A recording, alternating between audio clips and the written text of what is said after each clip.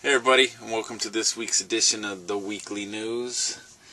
I'm just going over a couple of the headlines that seem to pop out to me as something that, we need to just keep on file and keep in our records as far as what we're watching out there and how it all, could relate to end times prophecies.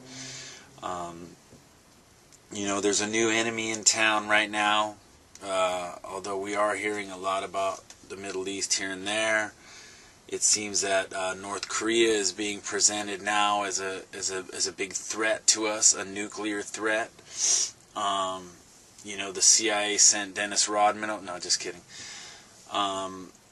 Basically, what's going on is North Korea has a hotline to South Korea, and they usually communicate when South Korea or North Korea is going to do drills or any kind of military exercises that might be perceived as a threat.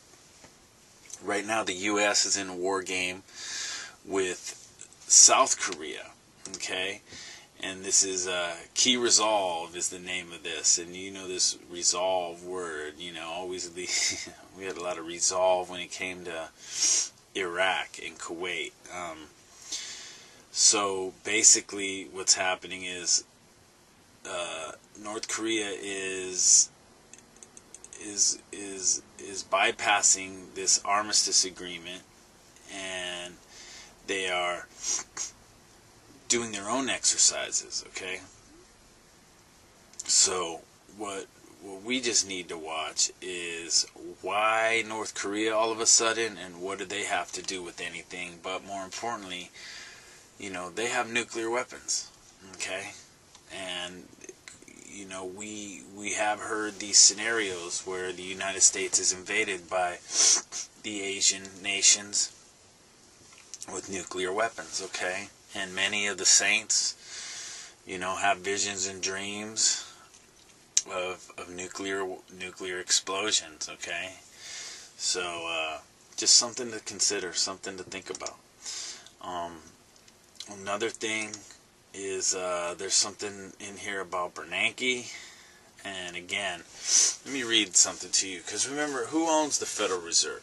Okay, this is a private bank, okay, in cahoots with the rich people, with the government, to manipulate the wealth of the United States, which has 50 million people on unemployment, while they are just sucking every penny out of this country they can.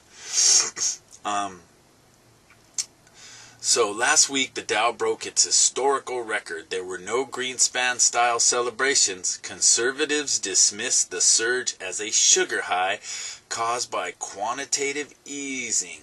The left saw it as yet more Fed-fueled froth that was bypassing Main Street. And this word quantitative easing means the Fed is printing money and buying on the open market and creating this sense of vibrancy, but it's really fake money, fiat currency, okay? So check this out. Both contain some truth. The $85 billion a month in quantitative easing is fueling the reach for yield that is driving a mini equity boom, and America's wealthiest 10% are its main beneficiaries. But they ignore the big picture. Without the Fed's easy money, the stock market would be languishing and unemployment would be rising. Instead of helicopter Ben dropping reserves from the sky, it would be lawnmower Ben shredding the green shoots of the recovery. So, when they decide it's over, okay? But right now, what you can see is the America's wealthiest 10%, those who have money in these hedge funds, okay, are the ones reaping the benefits, while 50 million Americans are on unemployment. Okay, think about it. Think about our country and what it's become, okay?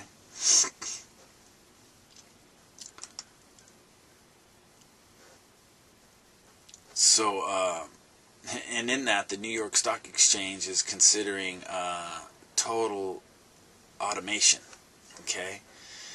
It says, if activated, they have a plan The plan would represent the first time the 221-year-old exchange would rely entirely on computer systems without the oversight of floor-based traders, the paper said. Okay, what does this mean? It means that the mathematicians and the econometricians are going to have their way with manipulating buy-sell programs that will basically work the system, work the financial system, and then at any time pretty much control where and how the stock market provides its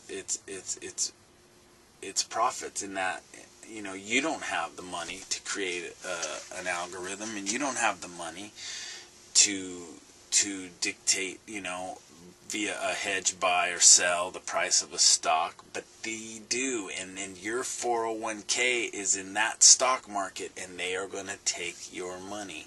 Okay, know that. It's that simple. You know, we got Karzai accuses USA and the Taliban of collaborating. You know, it wasn't just 10 years ago Karzai was our buddy and we put him in power, and the Navy SEALs were protecting him and Bill Clinton and everybody else that was over there were partying, a bunch of hookers flown in from foreign countries. Am I making this up? No. Did you read in any articles? No. Is my friend's brother a Navy SEAL who was guarding Karzai? You know what I mean? Who told us this? Yeah, I believe him. I believe him. Okay, they were partying. Okay, now what's this little game right here? Okay, and we got Americans training the Syrian rebels in Jordan, you know. Damascus will be a ruinous heap is one of the prophecies we're watching, okay? So, you know, to hell in a handbasket, most of it, okay? So, the most curious thing that's going to happen this week is the Cardinals counting down, okay? That on Tuesday, they're going to start that whole black smoke from the chimney in their vigil to elect the new pope. So, whether you're a follower of Petrus Romanus prophecies, Malachi, 1,000-year-old prophecy about the succession of popes that ends with this last pope, Petrus Romanus. Now think about this. There's a last pope supposedly named Petrus Romanus, and he will be an antichrist, okay? Now you have to know also that the Catholics believe in the vision of Fatima, okay? That the Virgin Mary had given a vision, okay? Whether I believe this or not doesn't matter. I have this in my model because, check this out. In Malachi's prophecy, you have Petrus Romanus being the last pope, and he's an evil tyrant. He's basically the Antichrist. In Fatima's vision, the last pope is martyred, is killed for leading a worldwide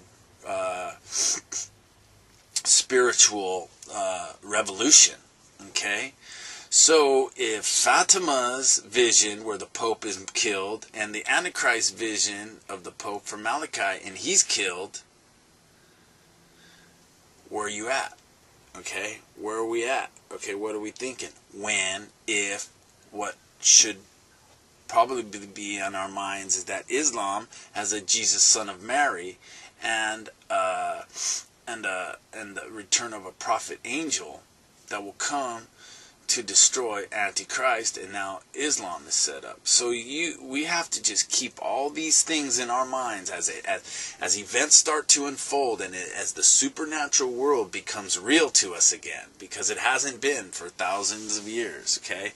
But 2,000 years ago, it wasn't it wasn't unheard of for those miracles that Yeshua was performing to happen. They just wondered if he was doing them in the name of God or if he was doing them in the name of Beelzebub, okay? But they knew that the magical spiritual world existed. So when it comes back again, are we prepared? Do you have an understanding of what that spiritually